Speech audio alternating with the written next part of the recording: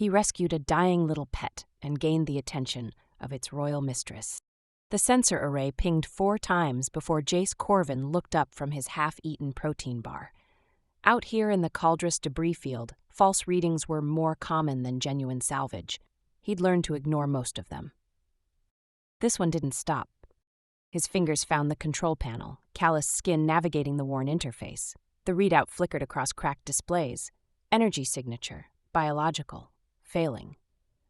The signature pulsed weak and irregular, emanating from a gutted freighter that hung in the debris field like a broken tooth. Scorch marks from weapons fire, cargo bay torn open to vacuum. Nothing about it suggested profit.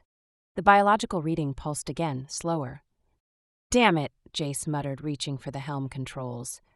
His ship, the Sifter, responded with reluctant groans as he maneuvered alongside the derelict's main airlock. Suiting up took 6 minutes. The entire time, he argued with himself about fuel costs and oxygen reserves and the dozen practical reasons to turn around. The entire time, his hands kept working. The freighter's interior was a cemetery. Emergency lighting had failed, leaving only his helmet lamp to carve shapes from darkness. Jace moved carefully through corridors bent by explosive decompression, mag boots clanking against buckled deck plates. Debris drifted. Personal effects, cargo netting, a boot. He found it in what remained of an environmental chamber. The door had collapsed inward. Jace wedged his pry bar into the gap and levered the metal back, shoulders burning. When the gap widened enough, he squeezed through. The creature lay curled against the far wall, small enough to fit in both his hands, matted fur in patches where it hadn't fallen out. What should have been bright pink had faded to sickly gray. Its chest rose and fell in rapid, shallow movements. 4 small legs tucked tight. Tiny paws too delicate for the wreckage. Jace knelt beside it. He had no idea what it was. The proportions suggested something engineered, too perfectly balanced between fragile and functional. Large eyes remained closed, though one flickered slightly. It didn't matter. It was dying. He retrieved his emergency medical kit and worked with focused intensity. Oxygen mask adapted around the small muzzle. IV catheter threaded into a barely visible foreleg vein. Warming pack activated and tucked against its body. When the creature's breathing steadied, Jace carefully lifted it against his chest and made his way back. Moving through zero gravity while protecting something fragile required patience he didn't feel. The Sifter's medbay was a converted storage locker with a diagnostic bed and supplies 3 years past their refresh date. Jace sealed the creature inside and set every parameter to maximum support. The machines hummed while he watched through the transparent panel, helmet discarded, hair plastered to his skull with sweat. The creature's eyes opened slowly. Enormous eyes occupying nearly a third of its small face, glowing with faint turquoise light from within. Weak, but there. Alive. Jace was stripping off his suit gloves when the Sifter's proximity alarms screamed. Every display flared red. A ship had decloaked directly off his starboard side, sleek and predatory, making the Sifter look like scrap metal. Weapon ports glowed blue-white, charged and ready. The communication channel activated without his input. Unidentified salvage vessel, a voice said, carrying harmonics that human vocal cords couldn't produce. You will power down all systems and prepare for immediate boarding. Resistance will be met with lethal force.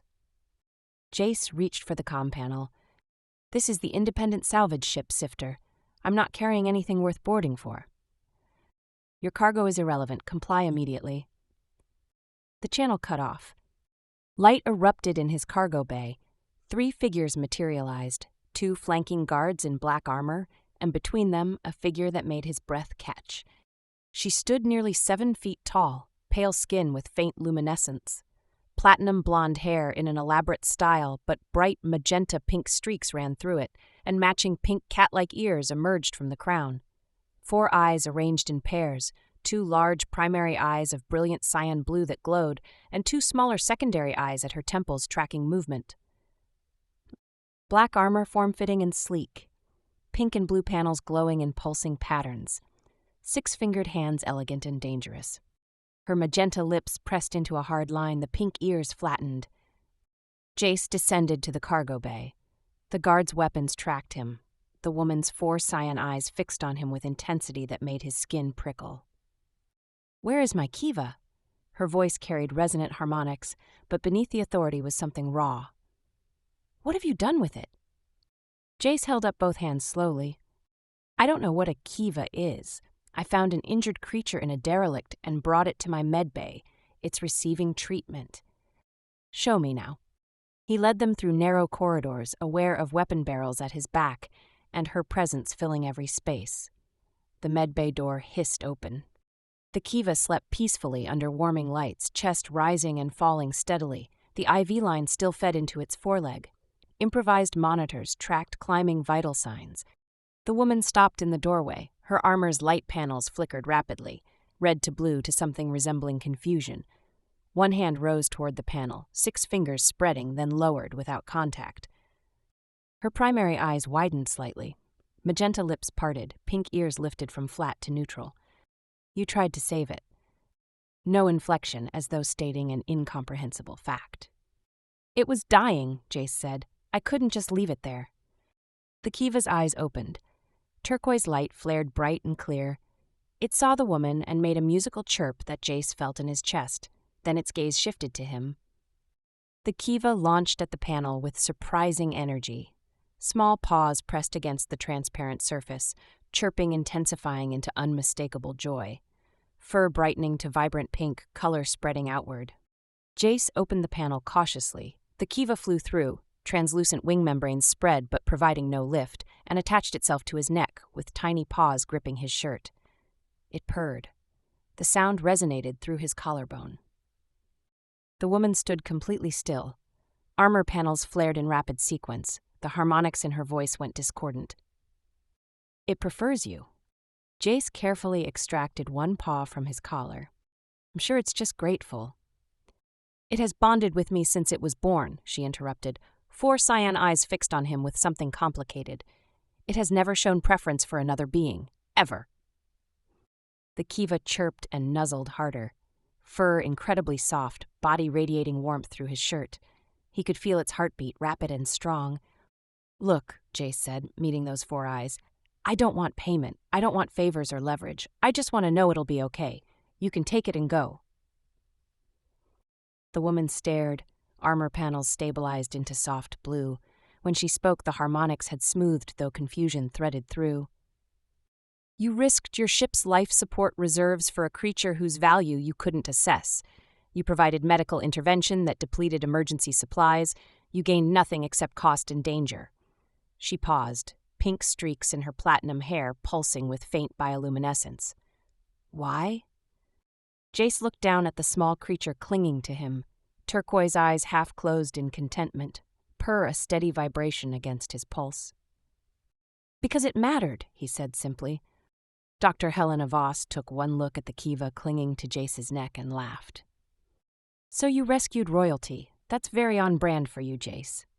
Her medical station was neutral territory where species mixed without military oversight. Helena's examination room smelled like antiseptic and hydroponic flowers. She'd known Jace for years, knew his blood type and his tendency to fix broken things regardless of common sense. Lady Miriam Solvas stood by the observation window, watching Helena scan Pip with professional efficiency. She'd introduced herself formally, High Arbiter of the Thessian Reach, with a list of titles that took 30 seconds to recite. "The Kiva needs 48 hours of observation," Helena said. "Precautionary. The human did surprisingly competent work, but I want to ensure there's no internal damage." "I can provide facilities aboard my ship," Miriam said. "You could," Helena agreed, meeting her gaze directly. "Or the Kiva could stay here, and you could stop pretending you don't want to stay near the man who saved its life." Miriam's armor panels flickered red. "I have no such—" "Your armor does this thing when you lie," Helena interrupted. "The colors shift with emotional states you're trying to suppress." Miriam's magenta lips pressed thin. Her shoulders lowered slightly from their rigid position. 48 hours I will remain." Jace volunteered to help without quite knowing why. He had contracts waiting, fuel costs accumulating. Instead, he found himself setting up monitoring equipment while Miriam watched with unnerving intensity. The first day passed in careful silence. Jace handled practical aspects: feeding, temperature regulation, habitat maintenance. Marian observed. Her 4 eyes tracked his movements. Her armor panels shifted through muted blues and grays, occasionally flaring pink when Pip chirped at Jace's approach. The second day, something shifted. Jace was coaxing Pip to eat when he noticed Mirian's reflection in the habitat wall. She'd moved closer, her tall frame angled to watch. Her primary eyes had gone soft. When Pip finally ate, making satisfied sounds, Mirian's armor panels pulsed pale rose. "You're smiling," Jace said. Mirian's expression went blank immediately. Armor panels snapped to neutral gray. "Thessians do not smile. Your armor just went pink. A biological quirk, meaningless." Jace turned to face her fully. The height difference was pronounced, but that didn't diminish the authority she carried. "Does it hurt, keeping everything locked down like that?" Her 4 eyes blinked in sequence. The question caught her off guard. "Emotional discipline is not painful. It is necessary. My people learned long ago that feelings cloud judgment. Or maybe they make you brave, because you have something worth protecting." The words hung between them. Mirian's armor panels flickered rapidly, pink to blue to confusion rendered in light. Her pink ears twitched. "That is a human perspective." "Yeah, it is." By the 3rd day, the silence had become comfortable. Jace reviewed salvage reports. Mirian monitored communications, but her gaze kept drifting to where Pip slept. "Tell me about Kivas," Jace said. Marian's fingers paused. For a moment, he thought she wouldn't answer. Then she began speaking, her voice losing some of its rigidity. "They are empathic creatures. Rare. They bond with a single individual and reflect suppressed emotional states. Most Thessians find them uncomfortable, a reminder of everything we're taught to control." She paused, armor panels pulsing soft blue. "I received Pip as a diplomatic gift when I was young. I was supposed to refuse the bond. Emotional attachments are considered weaknesses in those who hold power." "But you didn't refuse." "No." Her 4 cyan eyes met his directly. For the first time, he saw something unguarded. "Because I was lonely and Pip did not judge me for it." The honesty hung between them, precious and dangerous. Before Jace could respond, Pip stirred and chirped, a sound that resonated through both of them, warm and musical. Mirian's armor panels bloomed into soft rose and gold. She didn't seem to notice, focused on her companion. When Pip saw them watching, it trilled happiness, and Jace felt the emotion wash through him. "It's projecting," Mirian said softly.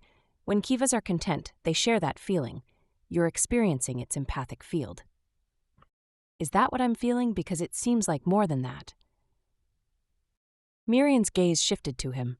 Her expression was unreadable, but her armor panels continued their soft glow.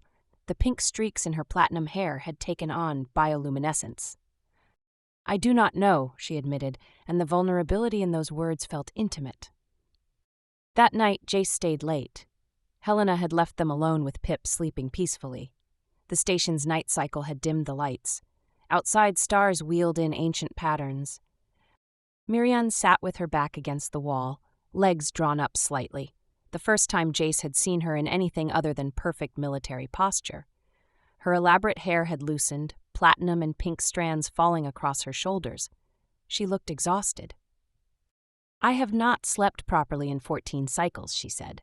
"Thessians require less rest than humans, but even we have limits." "What's keeping you up?" She was quiet. Then, as though the words were being pulled from somewhere deep, she began to speak. "When Pip's beacon activated, I was 3 days into critical negotiations. My second-in-command advised me to dispatch a recovery team. Logical, efficient, but I felt..." She stopped, harmonics going discordant. "I panicked. I left everything and came myself. And now Counselor Wren will use that panic as evidence that I am compromised, unfit." "Because you cared about something?" "Because I allowed emotion to override logic, because I proved that I am weak." Jace moved to sit beside her, close enough to feel the faint warmth from her armor.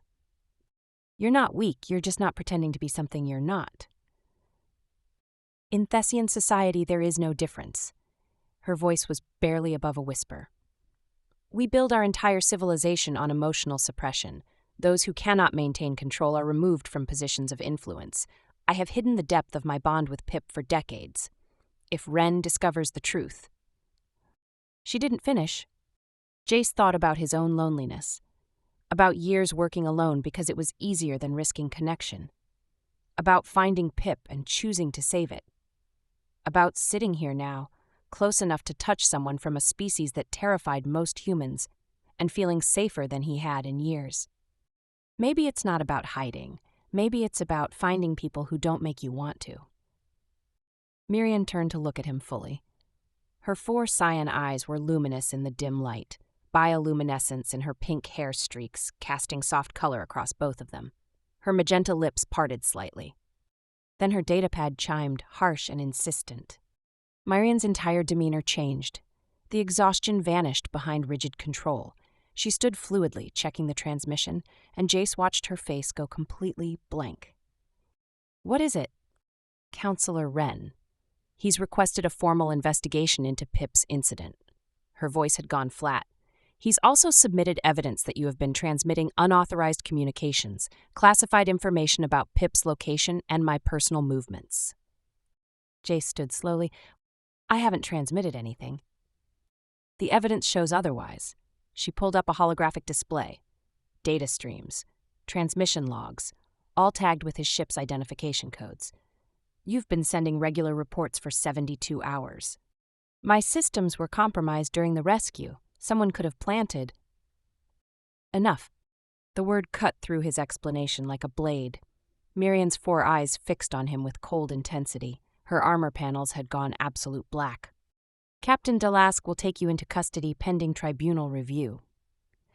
"Miriam, you know I didn't—" "I know nothing," she interrupted, voice carrying full authority now, harmonics sharp, except that a human salvager was perfectly positioned to intercept a dying Kiva, that he provided just enough aid to ensure its survival and establish contact, that he has since gained access to one of the Thessian Reach's highest-ranking officials.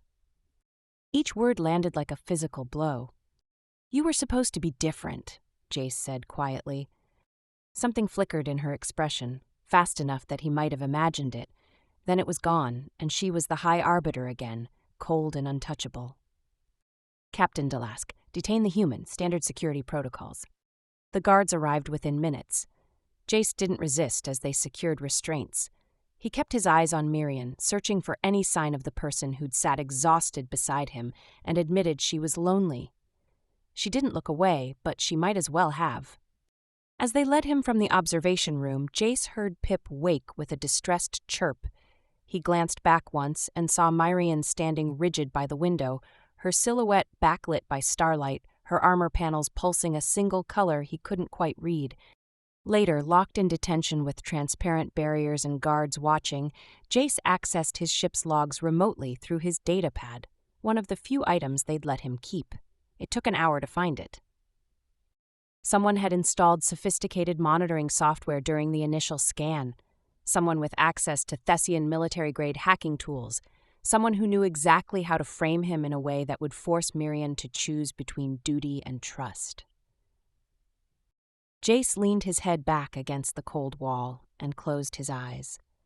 Through the transparent barrier, he could see part of the ship's main corridor. Thessian crew members moved past with fluid efficiency. None of them looked his way. Except maybe one, and he'd just watched her armor go black and her eyes go cold and her voice strip away every bit of warmth that had been building between them. The worst part was knowing she'd had no choice, that everything she'd feared about showing emotion had just been proven right, that he'd become the weapon her enemies needed to destroy her. The tribunal chamber was designed for intimidation. Curved walls of polished black metal reflected distorted images. Overhead displays floated in precise geometric arrays. The temperature was set several degrees cooler than human comfort. Miriam stood at the center on a raised platform, perfectly rigid. She wore formal tribunal robes over her armor, flowing black fabric with silver accents. Her platinum and pink hair was bound in an elaborate style. Her 4 cyan eyes remained fixed forward. Counselor Wren circled her like a predator. His gray skin looked corpse-like under harsh lighting. 3 of his 4 eyes had been replaced with cold white cybernetic implants. High Arbiter Salvas, Ren's voice carried through the chamber. You abandoned critical negotiations to personally retrieve a dying animal. You exposed your warship to potential ambush. You spent 3 days with an unvetted human who transmitted classified intelligence. Miriam said nothing. Her armor panels remained absolute black. These actions demonstrate profound emotional compromise.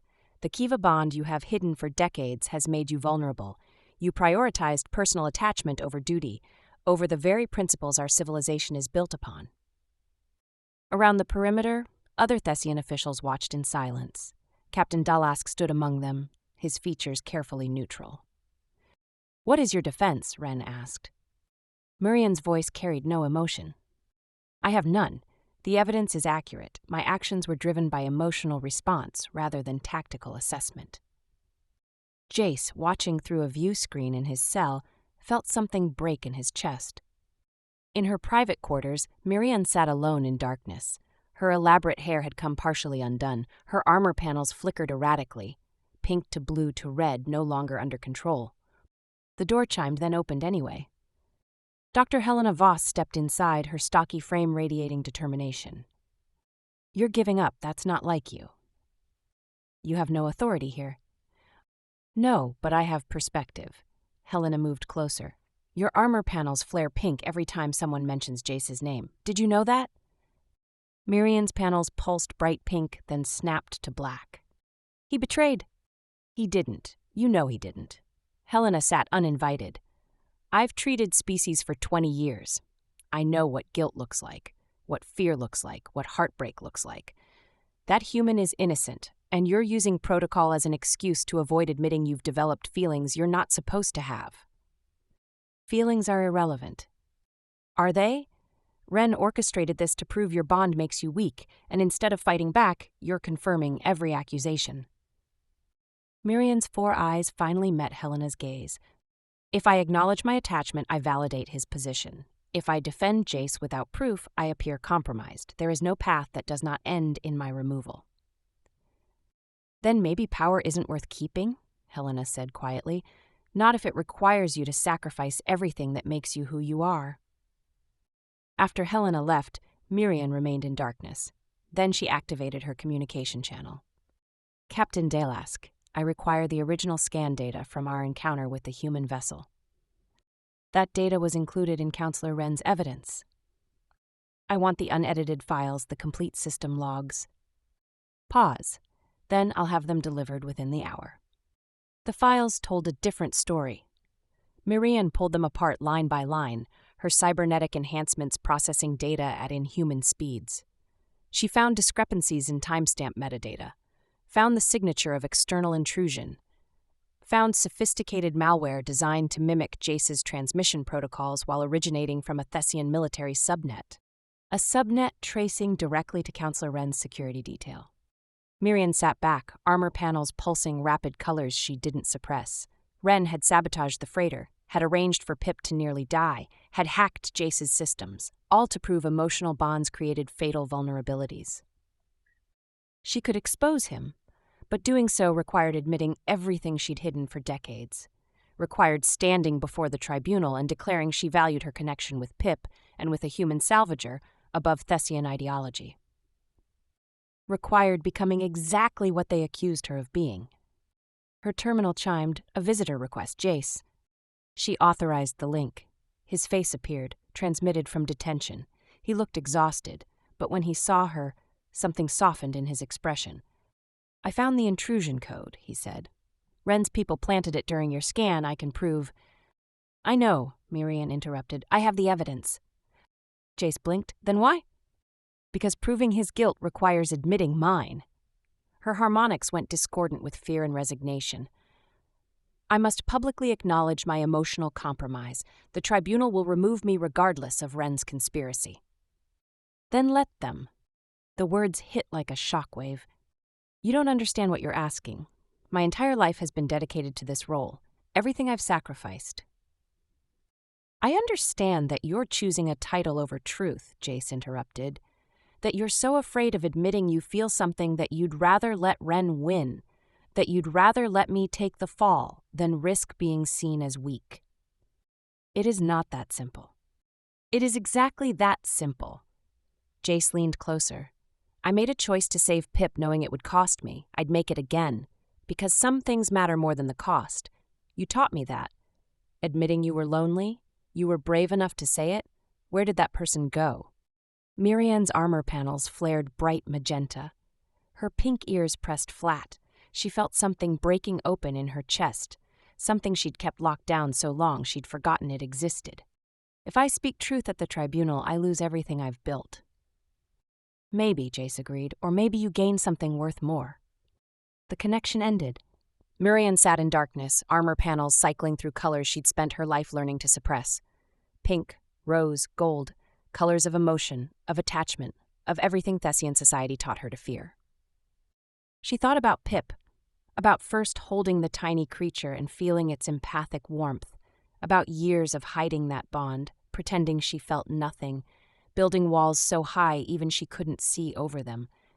She thought about Jace risking his life support for a creature he didn't know, sitting beside her exhausted and offering understanding instead of judgment, looking at her revealing armor colors and calling them beautiful instead of weak. She thought about what she was protecting by staying silent. A position, a reputation, approval from people who believed feelings were flaws. And what she was sacrificing, the only two beings who'd ever seen past her control and valued what they found. Mirian stood slowly, her full height filling the quarters. Her armor panels stabilized into soft, determined rows. She pulled her hair free from its formal style, letting platinum and pink strands fall naturally. Her pink ears lifted to alert position. She opened her channel again. Captain Dalask, convene the tribunal. I am ready to present my defense. In his cell, Jace received notification that the tribunal would reconvene in 1 hour. He had no idea what it meant. No idea if Mirian had found evidence or decided to bury it. No idea if he was about to be exiled or executed. He only knew that somewhere on this ship, she was making a choice. And whatever happened next would determine not just their fates, but the future of an entire species' relationship with emotions they'd spent centuries trying to eliminate. Pip, confined in Mirian's quarters, lifted its small head. Its turquoise eyes glowed bright. It felt something shifting in the emotional landscape, something profound moving through sterile corridors like a tide finally allowed to flow. The Kiva's fur brightened to brilliant pink. Its wings spread slightly, bioluminescent patterns pulsing with soft light. It chirped once, a sound of anticipation and hope. Throughout the flagship, those sensitive enough paused in their duties, touching hands to armor panels that had begun to glow with colors they'd forgotten they could display. The tribunal chamber filled with Thessian officials, armor panels displaying muted grays. Mirian entered with her hair unbound, platinum and pink strands flowing freely. Her armor panels glowed soft rose, no longer hidden. Counselor Wren stood at the prosecution platform. High Arbiter Salvas returns to complete her confession. I am here to present evidence of conspiracy, Mirian interrupted. Captain Dalask, display the unedited scan logs. Holographic data streams filled the air. Timestamp discrepancies, external intrusion signatures, malware originating from Thessian military networks, tracing to Wren's security subnet. The freighter carrying my Kiva was destroyed intentionally. The human salvagers' systems were compromised during our initial contact. The transmission evidence was fabricated. Murmurs rippled through assembled officials. Wren's voice cut through. Even if true, this changes nothing. She abandoned negotiations for a creature. She developed emotional attachments. She has proven herself unfit. Mirian met his gaze with all four cyan eyes. You are correct. I did abandon negotiations. I did panic. I did develop feelings for a human who showed me that compassion is not weakness. Her armor panels pulsed brighter, and I would make the same choices again. The chamber went silent. For decades, I hid my bond with Pip because I was taught caring made me vulnerable, but Counselor Wren has proven the opposite. She turned to address the officials. A human risked his life support to save a creature he didn't know because suffering mattered more than profit. That irrational choice saved my Kiva and exposed this conspiracy. If he had calculated costs, Wren's plan would have succeeded. Her armor panels blazed rose and gold. We have spent centuries teaching ourselves emotions are flaws, but perhaps we eliminated what makes us strong. Courage despite fear, loyalty beyond tactics, connection across species because we recognize shared worth rather than calculate benefit. Ren activated the concealed weapon. Energy discharge filled the chamber. He aimed at Mirian's chest. Jace threw himself between them. The blast caught him across shoulder and chest. Heat, impact, then hitting the floor. Blood spread across black metal. Mirian's scream had no words, only raw sound. She dropped beside Jace, six-fingered hands pressing against the wound. No, no, no, her harmonics shattered. Jace, stay with me. Pip appeared, launching itself at Ren with ferocity. Its empathic abilities inverted, flooding him with every emotion he'd suppressed through biomodification. Ren collapsed, cybernetic implants sparking as psychological feedback cascaded. He screamed, decades of denied emotion crashing through simultaneously. Dr. Helena Voss materialized at Jace's side. He's bleeding out. I need a surgical suite now. They transported Jace while Mirian refused to leave his side. Her hair fell loose. Her armor panels pulsed erratic colors. Tears tracked down her cheeks, visible to everyone. Surgery took 3 hours. Mirian stood outside, armor panels cycling through fear and hope. Other Thessian officials gathered to witness. Their armor panels shifted, cautious colors at first, then brighter. One by one they touched their panels, feeling suppressed emotions stirring. When Helena emerged, exhaustion lined her face. He's stable, he'll survive. Marian's legs gave out. She caught herself against the wall, hands shaking, eyes wet with tears. Can I see him? He's unconscious, but yes. Mirian sat beside him, taking his hand carefully, 5 fingers interweaving with 6. She leaned close, hair falling forward. You were right, she whispered. Some things matter more than the cost. 3 days later, Jace woke to purring. Pip was curled against his neck. Beyond it, Mirian sat close, her 4 cyan eyes watching him. You're awake, her voice carried warm harmonics. Did we win? Counselor Ren is exiled. His biomodifications failed under Pip's assault. I was cleared and elevated. My willingness to embrace emotional truth has become a catalyst for cultural revolution. And me? You have been granted unprecedented status as witness to the trial that may reshape our species. She paused. Also, Dr. Voss says you cannot move for another week. Jace smiled weakly. Worth it. You nearly died protecting me. Yeah, I'd do it again. Mirian leaned forward, face close to his. Her hair fell around them both. In Thessian culture, there is a concept called keshal. It means choosing someone despite all logical reasons not to. Binding yourself through action rather than words, creating connection that transcends calculation. Her voice was soft. I believe humans might call it love.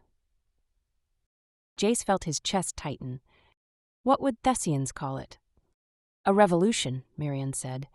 One that begins with 2 beings learning that courage is not the absence of fear, but the choice to connect despite it. She leaned closer, her magenta lips almost touching his forehead, tender and deliberate and full of meaning. Pip chirped approval, its empathic field washing through them with warmth and contentment. 6 months later, Jace's salvage ship was docked semi-permanently at the Thessian diplomatic station. Pip divided its time between them with satisfaction, napping on Jace's shoulder during diplomatic meetings.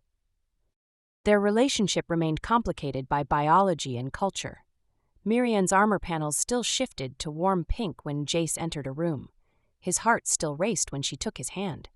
They were learning each other's languages, not just words, but the grammar of different emotional expressions. Some nights they sat together watching stars. Mirian would rest her tall frame against his, hair loose, armor panels glowing soft colors no longer hidden. Do you ever regret it? She asked. Everything that happened because you rescued Pip? Jace looked at the small creature sleeping in his lap. He thought about detention cells and tribunal chambers and taking an energy blast. He thought about Mirian's walls coming down, her armor panels blooming with hidden colors. Not for a second. Mirian turned her 4 cyan eyes luminous, her magenta lips curved into a smile, rare and precious. Neither do I. Outside, 2 civilizations were learning to speak each other's emotional languages. Younger Thessians experimented with displaying true colors, humans learned to read Thessian harmonics. Diplomatic channels opened cautiously. It wasn't perfect. Misunderstandings happened. Some clung to old ways. But change had begun, sparked by a salvager who risked everything for a dying creature and an arbiter who chose truth over position. Sparked by recognizing that love in all its forms across all species was not a flaw to hide, but a truth worth defending. Pip chirped softly, dreaming. Its bioluminescent patterns pulsed gently, pink and blue and gold, painting light across the two beings who had saved it, and in doing so saved each other. And if Mirian's armor panels glowed brighter when Jace leaned closer, if his hand found hers with ease, if their different biologies fit together in ways that defied logic, well, that was exactly the point. Some things didn't need to make sense, they only needed to matter.